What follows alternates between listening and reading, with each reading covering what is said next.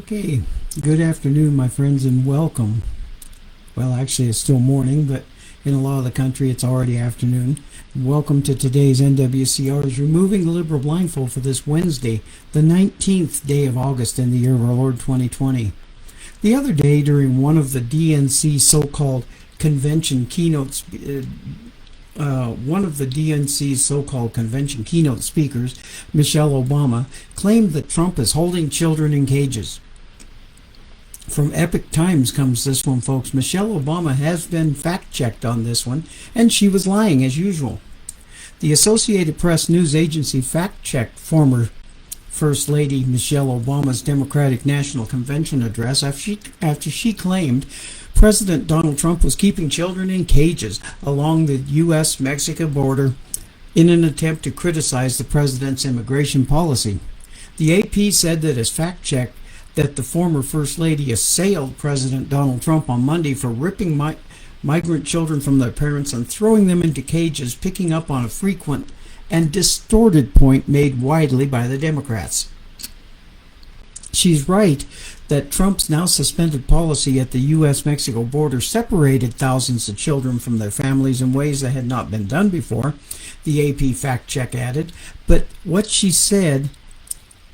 did not say is that the very same cages were built and used in her husband's administration for the same purpose of holding migrant children temporarily. AP added that Obama's reference to cages is a misleading one that is frequently mentioned by Democratic politicians. Trump used facilities that were built during the Obama-Biden administration to house children at the border.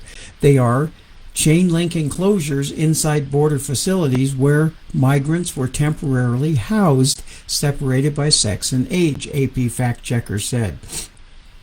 It noted that photos of children in housing centers that were circulated by the Democratic officials online to criticize Trump were actually taken in 2014. And who was president then?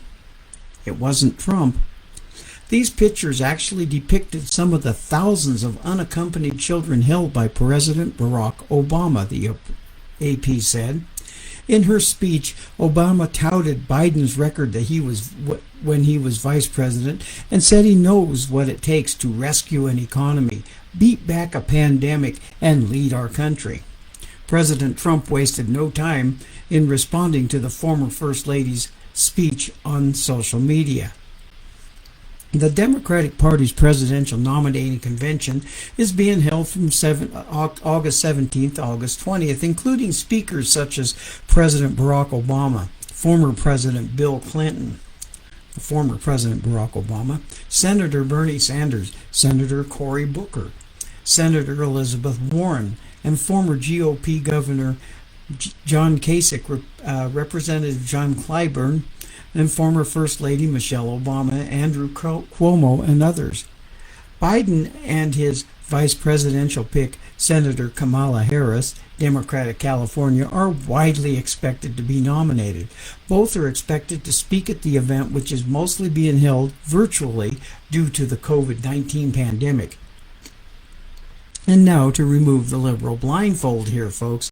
Politicians lie, especially ones from the left, and they will and do say anything possible to hurt their opponents, even if what they say has been done only by them, which they in turn blame on Trump.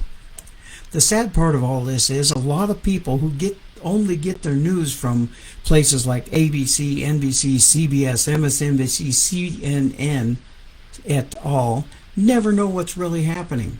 Many of these same people still do not know of the murder of the 5-year-old by a by a 5-year-old white boy who was murdered by a black man who was his neighbor in front of his sisters, or at least much of it anyway.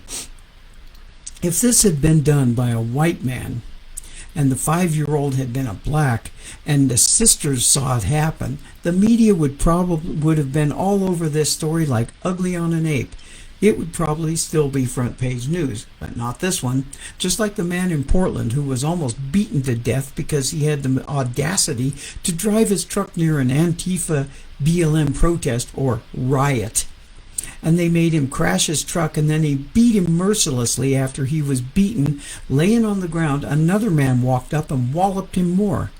That man is a security guard at the Portland airport and needs to be fired and thrown in prison. His name was Keese Love, Keese Love, Love. And to make matters worse, on Sunday, the DNC Convention featured this man, an imam from an Islamic extremist institution. Noman Hussein, imam of ISM Brookfield in Wisconsin, was one of the religious leaders who took part in the convention's interfaith and welcome service. Now, here is what is known about him. Texas-based Qualum Institute officials have advocated the use of female sex slaves and killing of adulterers and incite hatred against Jews and other non-Muslims. Hussein is a scholar at the Texas-based Qualum Institute whose officials have advocated the use of female sex slaves, the killing of adulterers, and the incitement of hatred against Jews and other non-Muslims, according to the Middle East Forum. One of the Qualum Institute courses, the Prophetic Code, warns Muslims to strive for cleanliness and purity so they do not resemble the Jews. This is who the DNC wants on their side. It's no wonder I am not, and Americans shouldn't be either. Thank you all for joining me today, and as a friend of mine used to always say, we will not be ruled, and that is if we start refusing to allow it. This is Robert the Infidel, and I'll see you all again tomorrow. And remember, NWCR's Removing the Liberal Blindfold is brought to you through Conservative Nation Media, where America always wins. See you all again tomorrow. Have a blessed day.